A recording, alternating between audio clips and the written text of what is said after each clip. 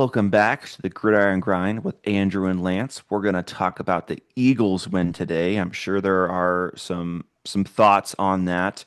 But first, I think Lance wanted to say something. He wanted to give a shout out. Andrew, I don't know if anybody noticed, but your camera is in a different view, both on the last episode and this episode. But dummy, Mm-hmm.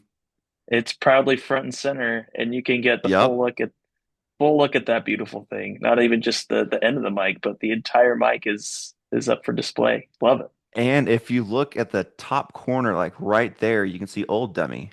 He's sitting right there. Is that like a relic now? Are you going to be like what's that guy's name? He used to be on NBC all the time, but now he does this Dan Patrick. Oh, Like Dan Patrick's like shelf, maybe. like it's literally like Mm-hmm. a pantheon of just everything and anything. Mm-hmm. Yeah. Oh, I love it, man. It's great. It's awesome. So Yeah. good for you. Yeah. And I do like the improvement of dummy. This one's been really good. Um, Well, without further ado, Eagles got a 29-18 win. It was a win. Let's hear what your thoughts were on this one, Lance. 'Cause I actually didn't get a chance to watch this game. I was doing other things. I kept up with the score, and the score was closer than when we have liked going most of the game, but pulled away late, and you got to win. Yeah, I mean, first off, it's a big win. It's a really big win for the Eagles. Clinch the division. Well, not just clinch the division, it's the first time in 20 years that an NFC East team clinched the division in back-to-back seasons. Yep, exactly. It's wild. But that's what I love about the NFL, man. I mean, we have to take a moment to just Yeah. appreciate the parity of the NFL is Hmm. just, it's great. I mean, go pull up the NFL standings right now, and it is awesome to see how competitive things are in each Hmm. division. Because, like, even look at the AFC East. Buffalo Bills and the Patriots are battling back and forth for that division. It's not Yep. clinched. And wouldn't it be insane if the Patriots won that division? I would be just, Yeah. it'd be an amazing accomplishment. Um, I mean, the And the Steelers one won seed that. is up for grabs on both sides still. Yeah. Well, and I That think bye that, is up for grabs. what did they say? Yeah, there are five teams in the AFC that are reasonably competing for the one seed. Five teams. Mm-hmm. That's insane.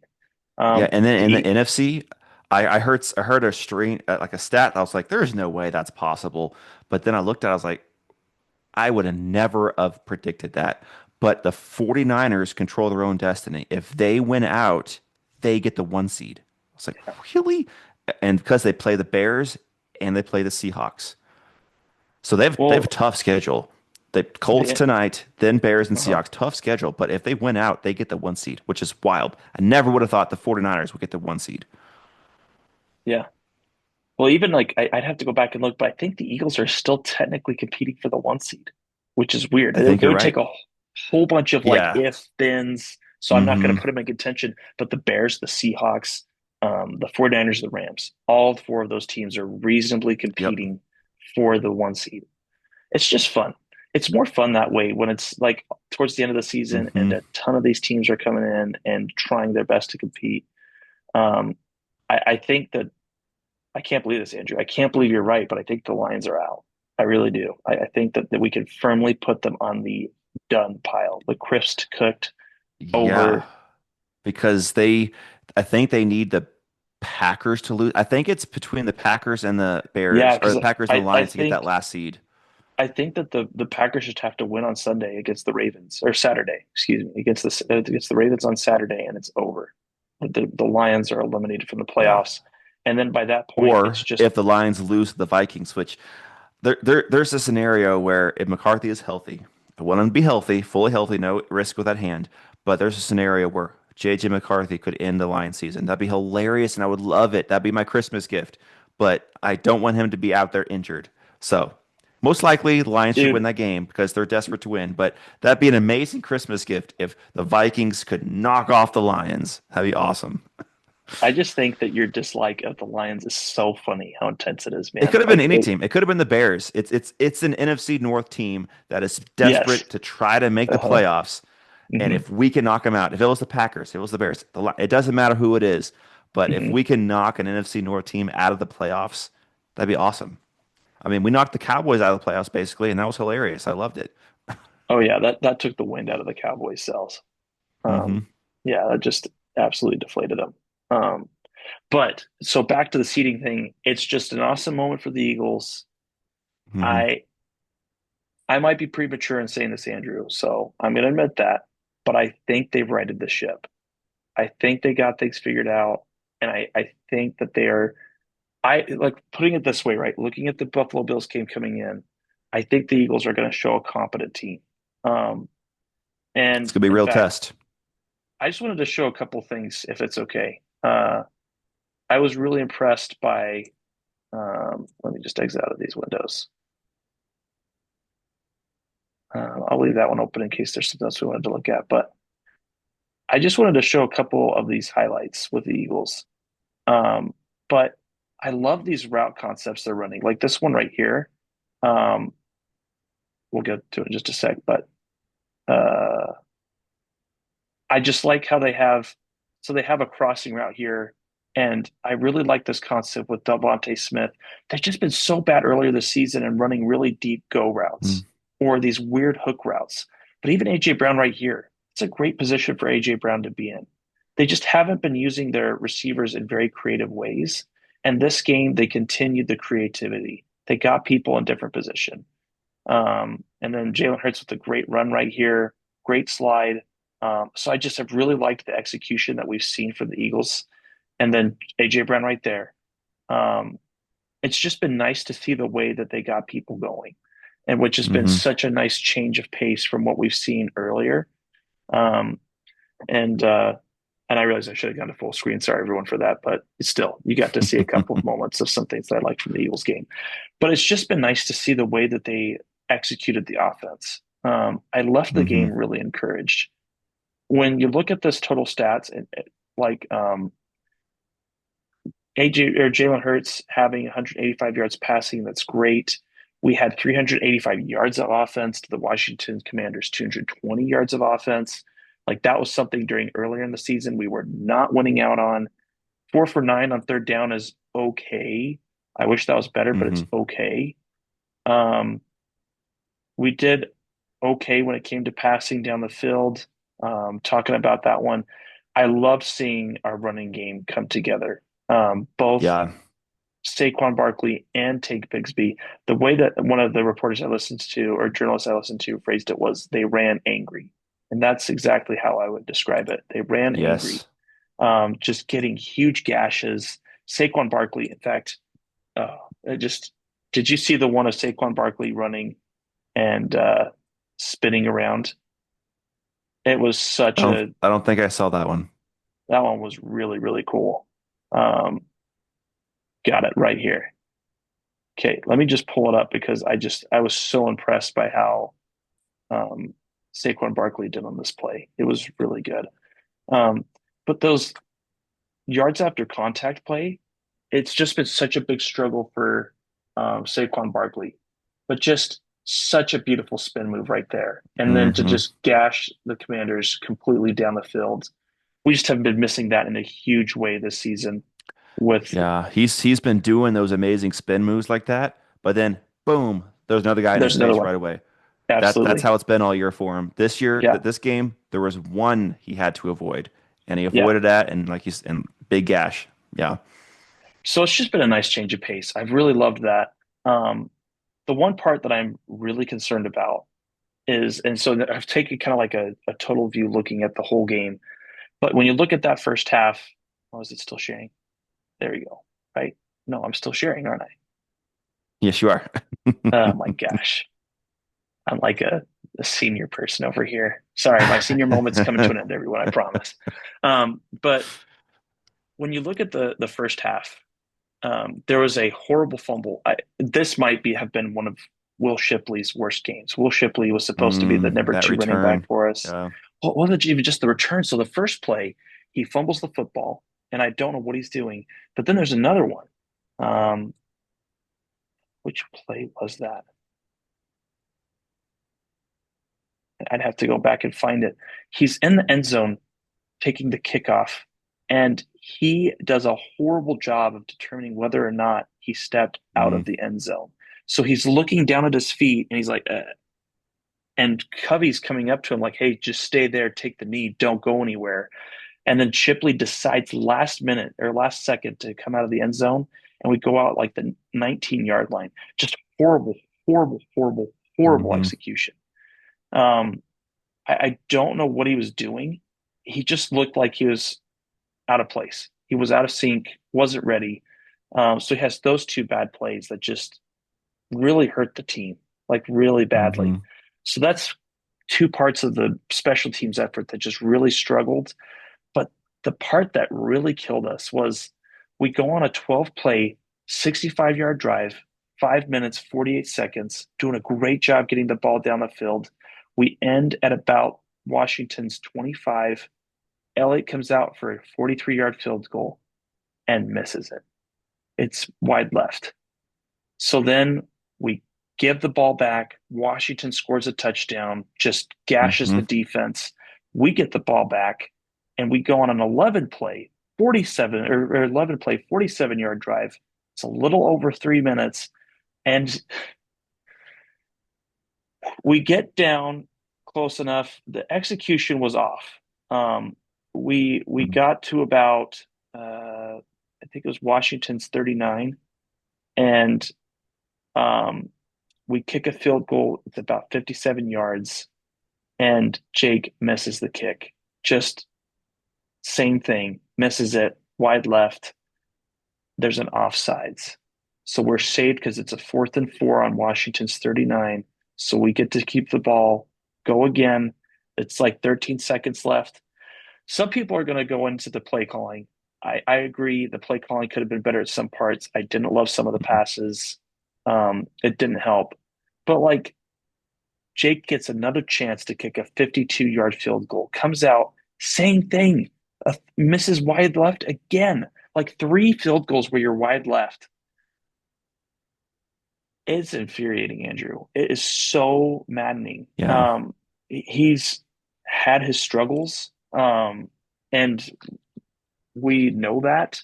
I think this is probably the one contract that Ty Roseman has extended that he wishes he could take back. Mm. Um, but he's 17 for 24 this year. Like that's not great. He was really struggling from 50 plus last year. I think he was 1 for 7, is what I read in the regular season. I mean, just really, really rough stretches. Um, so I'm bringing all this up because it will get to a comment about the end of the game sequence that happened with the Eagles' final Oh, touchdown yeah. drive. Mm-hmm. So that all happens, rough playing. The part that's really encouraging, though, from this game is the Eagles go into half. They're down by 3. And I know many people are commenting on, hey, you can't be down by 3 to the Commanders. Like, that's not acceptable. But here's what I'll say, and we've talked about this before. Rivalries matter. Rivalry games tend to be different. They're squirrely, they're tough. Like, put for example, the Arizona Cardinals Seattle Seahawks Thursday night football game earlier this year. Are the Seahawks a bad team because they struggled against a divisional opponent, or are divisional games tougher than the Mm-hmm. average game? I'm going to say that they're tougher than the average game. There's Yeah. just And the Commanders, they don't want to have the Eagles clinch the division on their field. no, That's no, we're not letting you clinch the division against us on our field. No, that's not yeah, happening. So they came to play. Absolutely. I'm with you. yeah. And that's not to say that the Eagles need to look like this all the time. There's things they got to work on and clean up. But that Hmm. second half, they went on a 17 play, 83-yard drive, took 10 minutes and 35 seconds off the clock. Classic Um, Eagles. Classic and Eagles right there. that's what you want. It just Hmm. there were so many concepts during this game, Andrew, where I just thought, yes, this is the way we're supposed to use our receivers. This is the way we use our Hmm. offense. They made things simple, and like they weren't trying to get cute. They weren't trying to get crazy. Um, one part I really loved, and this is just like to show, for example, there's a play during this game that the Eagles sent Take Bigsby in motion, and then they did it kind of like a jet sweep where they brought him back, and Jalen Hurts um, kind of did an RPO concept with him. And it was just so awesome. I wish the play would have worked better, but it was just a great sign of yes. this is the creativity that our offense is needed. Like this is the way we Hmm. need to use our resources. So I loved seeing that the whole night. Jahan Dotson even got involved with a couple catches. Um, there's some questionable calls for sure. Like there was a third down on that drive where it was a 3rd and 10 and we threw a screen pass to Will Shipley, which what are you doing out there, Will Shipley? Like go back to the bench. Thank you for, yeah, just whatever. I don't know why you're out there. But that didn't go anywhere really. We got just 3 yards in the play. But so it's a 4th and 7. We're on Washington's 38. And again, we don't kick the field goal. Or we don't kick the field goal because of, again, we don't believe in Jake Yep. Elliott. So we go for it. It's incomplete, deep pass left. Didn't love that. But penalty on Washington. It's illegal contact Mm. downfield. Gift us a Hmm. first down. So we just keep chugging our way down. And then we eventually are able to score a touchdown. It's off of a Dallas Goedert pass. And it was a great pass. It was a great pass to Dallas Goedert. Jalen Hurts, he had a great game. Only 195 yards, but he was efficient. He was effective. The ball's where it needed to be. Like I wouldn't have done anything different for Jalen Hurts, really. I think he played that good of a game. It was a great. These past two Hmm. weeks have been great confidence building games. Um, Yes. to get things righted and to move things forward. Um, and I just want to say this one more time, Andrew. We should be done with the tush push controversy. Like, please end it. They Hmm. called the flags when they needed to call the flags. Um, thank goodness we don't have to deal with that anymore. I mean, they did a great job, Andrew. And but this is what I was saying earlier. This was the solution. Work with your refs and teach them how to call the play. Teach Yes. them how to call the false starts. Don't just take a play out of the game. That's just so lazy. Like that's just like I mean, here's an example. What if we said that, Hail Marys, it's just too much running on referees. So we have to take Hail Marys out of the game. It's just too much to ask of referees to run from the 20-yard line on the other side all the way down to the other end zone. So we just need to take it out of the game. That's ridiculous. Like we wouldn't say that. Hmm. Like, no, that's not allowed. Or, shovel passes are just too hard to tell if they're going forward or not. So let's just take them out of the game.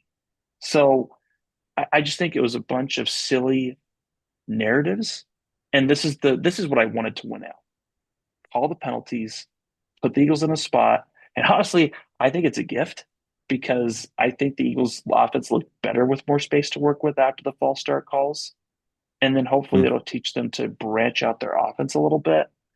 Um, but that's enough on that part. Great interception by Cooper DeJean on the next drive. We were definitely helped out by the fact that Marcus Mariota went out in this game. And our old friend Andrew Josh Johnson, Josh Johnson. who we got to know well during the NFC Championship game, and um, Greg Olson, Yep. by the way, did an awesome job recapturing this. Oh, he's fantastic. He is fantastic. He's the best. I wrote this down, Andrew, because they were so good to me. Is there's two parts about Greg Olson that I loved. At one point, Greg Olson was being commented like they were teasing him about the way he approaches his time in the booth and how he's a little unconventional. And this is his quote. He said, "I'm not a TV guy. I'm a football analytics guy." Love Mm. that quote. And that just Mm. shows the mindset of Greg Olson that like he Hmm. is not a he's not a flashy guy. He's not a guy that's like gonna win you out with his charm or his like charisma in the sense that like he's not Tony Romo. And I think that's just kind of like he Yeah. what Tony Romo was obsessed with is like, he's a great looking guy, he's very funny, but like Greg Hmm. Olson's like this nitty gritty, down in the details. I'm gonna explain everything about why an X's offense and is running this O's. play. Exactly. So it was Hmm. awesome. So all that happens, but this is the best part of the game is during the fourth quarter, um, Dan Quinn punts the football with let's see how much time was left. He punts the football with about 6:44 left in the game. And this is Greg Olson's quote. He says the goal is not to lose by a little when he's talking about Dan Quinn's decision to punt instead of go for it. and he's just hammering on Dan Quinn of like, this is not the right call. This losers make this call. You are down by Hmm. 2 scores, Dan. You keep the football and you keep driving. Um, I just I love the way he approaches the game. He is such a great Yeah. commentator. I don't know how he's the number two at Fox. I still don't understand how he's the It's number just two. name brand. Tom Brady's Tom Brady. That's all Dude, it is. he's put him in I the booth, agree. put him in the booth next to Tom Brady. Like, don't just. I mean, that would be a loss to the Hmm. Fox newscast, but or Fox Hmm. sportscast. But dude, Greg Olson is so good. He's the best. I Yeah, wish he's they the would take best. that entire broadcasting group and just shift him over to Thursday Night Football. Thursday night. Yep. Dude, it would get so much better. The level of Hmm. commentary would just be, uh, our friend Dallin talked about it, but the gaff of saying Sam Bradford as opposed to Sam Darnold. Like, come on, Herbie, you cannot say Sam Bradford. Like, Yep. that's bad. That's just he said Vic Fangino a couple of years ago, and I'm still mad at him for Hmm. saying Vic Fangino. Um, but anyway, um, so that's a lot of thoughts, a lot of comments. I know I'm kind of all over the place there. I just I leave the game feeling confident. I did want to comment on the 2 point conversion really quickly because I've heard feedback about that, and people have complained about that being the bad decision. This is the way I look at it. I don't think it was an analytics call. I think Nick Sirianni was sending a message to Jake Elliott. We don't trust you. And Yeah. I'm sure you've seen this with your kids, but I'm just rephrase this in a like a kid's mindset. Sometimes as a parent, you try really hard to discipline your kids and help them to see that some forms of behavior are not acceptable. You try everything. Hmm. Maybe you try incentives. Maybe you try to say you can earn this reward or we can do this fun activity. Or maybe you say, I'm going to take this item from you until you learn to do this. Or maybe you Hmm. set them on timeout or set them on a break, however you want to call it.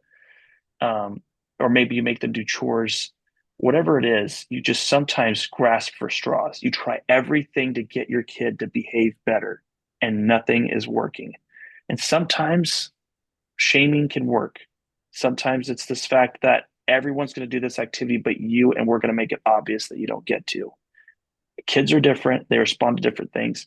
But this was my view of Nick Sirianni saying to Jake, I have tried everything. I've tried everything to get you to be a Hmm. get better kicker. We're going to send out our 2 point conversion team to hopefully embarrass you a slight bit to help you understand this is not acceptable. You have to fix this. Yeah. If we're going to go on a playoff run, you have to make your kicks.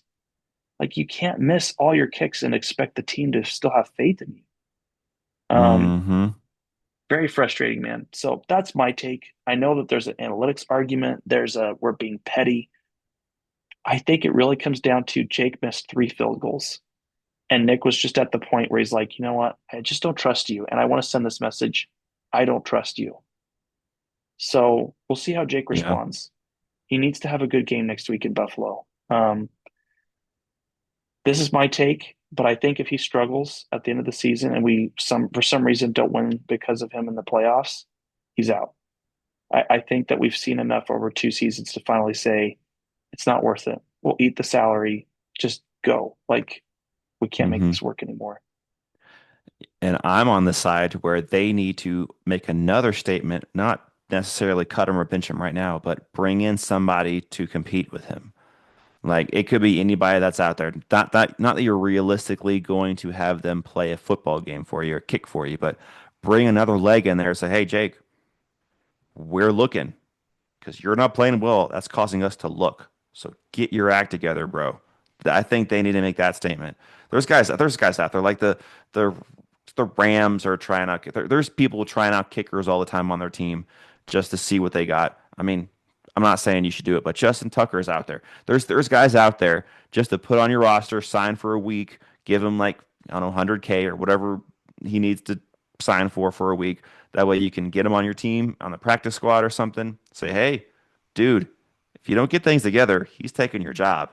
Right now, Jake Elliott has nobody on the team to do that, but I think they need to make the next statement and go to that level because this is bad. Well, There's going to be a clutch kick in a playoff game that you need your kicker to make. And right now, Eagles fans probably don't trust it's going in. If he trots out there, you're probably thinking he's probably going to miss this. And I've well, been and there as a Vikings fan. I've been there. here's the thing: it's not about if your players trust them, or sorry, if your fans trust him. It's do your players trust him? Do his teammates Yeah. trust him? Um, and Hmm. right now, I don't think they do. Um, I do also want to come back. He did not get enough flack for missing the kick against the Cowboys. Um, that kick that Jake Yeah. Elliott missed against the Cowboys was huge. If he makes that kick, we could have won that game. Like really, it could have Hmm. made that big of a difference. But like momentum is a huge factor. And when you're struggling keeping the momentum, missing a 57-yard kick just deflates the team. And And it that gives the was a ball to the other team with short field position. exactly. And that's a big part of it. So I think that on the note of the practice squad, my guess is that if there's another week of struggles, they are going to put someone on the practice squad. And then the perfect segue is you can bring that practice squad player up for 1 week Hmm. and then deactivate Jake Elliott. I do think that is possible. I don't see a world where that doesn't happen. Um, Yeah. so I think Jake Elliott's on notice. He's got to be better. It was very frustrating. This is the one like negativity. The offense and defense both had great days. The special teams unit did not altogether. Like it was not Hmm. a great. There were two plays. Will Shipley had a good tackle on the kickoff that was like nice, but the other two plays were so bad that it still left them at a D. And then there was a Sidney Brown tackle where he instantly tackled the punt returner. So those two things were nice, but overall left the game thinking positives, things getting better, we're progressing. Jalen Carter and Lane Johnson are supposed to come back against the Bills next week. Yeah. That's big. That's So that big would be really, really helpful. Um, but we'll see how the rest of the season goes. It's Jake Elliott has got to figure things out, though. We need him to play better. for sure. Because the playoffs, it's the best teams. It comes down to just a coin flip of things. And a lot of times it comes down to kicking. Right. And if you don't have a kicker you can trust, I mean, there's could be the potential of there's a 55-yard field goal attempt on the cards that you guys just decide to punt. And that's Mhm. probably the better decision, which is sad because 55 yards is a very makeable kick in this league. I mean, if you're getting in the 60s, you're trotting your guy out there like, hey, it's a 61-yarder, but go Yeah. try. Well, I But mean, if you can't Aubrey trust them, and you're going to and punt. and Cam Little. I mean, like you talk about players making a difference. Look at the Jaguars with Little. Little has definitely Mhm. helped that team out in key moments to help carry the momentum. Yes. They're weapons. I mean, like you said, the Brandon Aubrey or the Cowboys, if they get to midfield, they're in scoring range. Yeah, yeah, which is crazy, man. I cannot believe that kickers have gotten that good. Hmm. It's amazing. Yeah, it's crazy. Well, I didn't really have anything else to add. Yeah, the kicker is on watch on the hot seat. Jake, you better start. He better be in the practice field every single day, kicking like 1,000 kicks a day or something, because you're on watch. Uh, You're on the hot seat. And one more missed field goal, and he's probably benched yeah, man. I don't know what you're supposed to do for the Eagles. I know you're supposed to be patient, and it's important to preach patience, but it's been frustrating, man. It's been a rough year for Jake Elliott, and we'll see what he does. We'll see how things go, and I'm not out on him yet, but it is not looking good. Yeah, Yeah. not looking good. Yeah, and it's going to be really, really frustrating if it comes down to a kick in a playoff game and Jake Elliott doesn't kick it and the Eagles lose because of a missed kick. And that has potential to happen with how he's Yeah, playing right now. I agree with you. Yeah. So, but that's it for me. Mostly positives. Okay. Happy we won the division. Mm-hmm. Proud of Mm-hmm. Jalen Hurts and the team for turning things around. Um, I don't know, man. I was out on the Eagles, but if they play this way, I think that it's going to be hard envisioning who could beat them. Mm-hmm. Um, I think that they could find a way back to the championship game. It's going to be tough if they have to go on the road to play the Rams. That would not be a situation I would want. I would not want the 49ers on the road. I Hmm. think almost everyone else I'd be okay with. I really do. I think that I'd be happy to take my chances Yeah. against them. Yeah. Yeah. Seahawks are showing weaknesses, and the Bears somehow find ways to win when they shouldn't, which that can be scary because even if you have a two touchdown lead against them, Yeah, unless that clock not hits enough. zero, Yeah, I mean that Packers game, there were so many situations that had to fall their way, and it did. You got to give them credit; they fought to the last second. But as far as talent wise, they are the least talented playoff team right now, and I don't think that's an argument that people can fight. But they have ways to win, and they're what 11-4. Awesome, yep, give them yep, credit. That's a great record. It shows that your players are playing the right way, coaches coaching the right way.